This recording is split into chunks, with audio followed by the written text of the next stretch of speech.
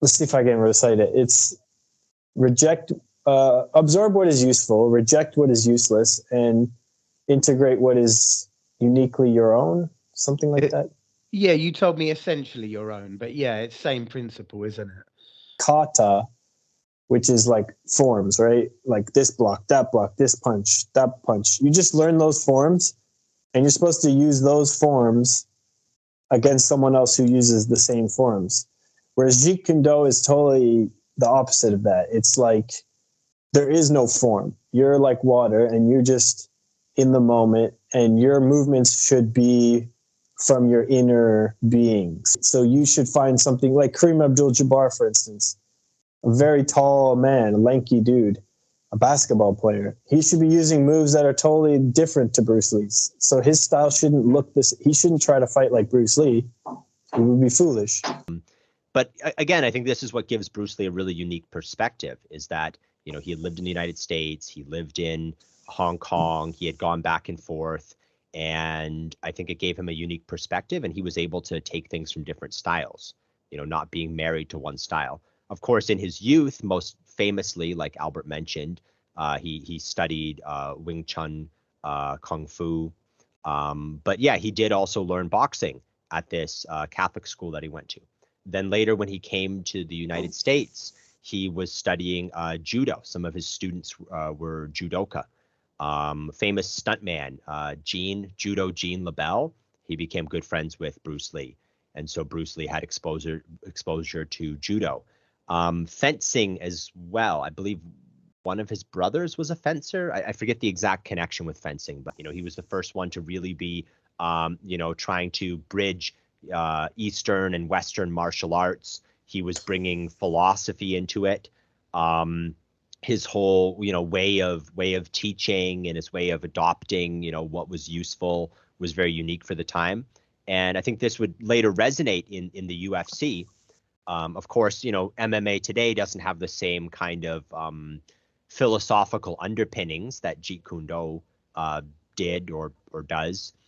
So it's different in that regard. I mean, there's not the same sort of practice of mindfulness or Taoism in martial arts today that he was trying to implement, but the underlying theory of taking what's useful, rejecting the useless, I mean, that's very much become a part of MMA, right?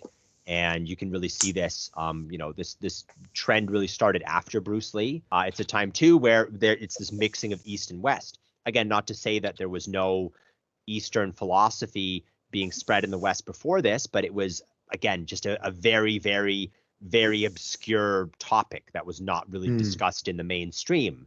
Or if it was just more, it was, done in a very caricature-like way. Whereas in the 1960s, you see, like the Beatles travel to India. There's Indian, musicians and philosophers and thinkers and gurus coming to the United States. So there was a lot more of this. There's the hippie trail where hippies would go and they would travel over to India. You don't see this quite as much in China, but still there's a lot of more through Hong Kong, right? Because Hong Kong was still a British colony at this time. But you do start to see the rise of Hong Kong cinema, movies from Hong Kong starting to spread into the West. So again, it was a time that there was a lot of radical changes in society. And so it's just interesting too to situate Bruce Lee within that, So this was the environment in which Bruce Lee started to come into the public spotlight. It was during this very turbulent time where there was a lot of cultural changes that were happening, a lot of, I think a good word that we can use, which can also be applied to Bruce Lee's philosophy, is syncretism. And so this is, I know we've discussed this before, I believe in the Confucius episode, but syncretism is essentially the mixing of two or more ideas, religions, or traditions together. So this is a period of time, again, a lot of the hippies were looking towards Eastern philosophy. They were studying Buddhism.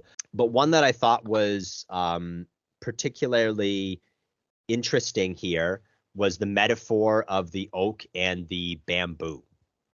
And so I suppose it comes from like an old proverb. When a man is living, he is soft and pliable. When he is dead, he becomes rigid. Pliability is life, rigidity is death, whether we are speaking of the body, the mind, or the spirit. Be pliable. And then he uses the example too of the oak and the bamboo, so that an oak tree is much stronger than bamboo, but in a storm, if there's like a windstorm, a typhoon, the oak tree is going to be the first one to break because it's rigid. The force of the wind is going to push it over. It's going to be uprooted. So the bamboo in the same storm, the oak tree is going to be uprooted, but the bamboo is going to bend, but then it's going to return. It's going to survive because it's more flexible.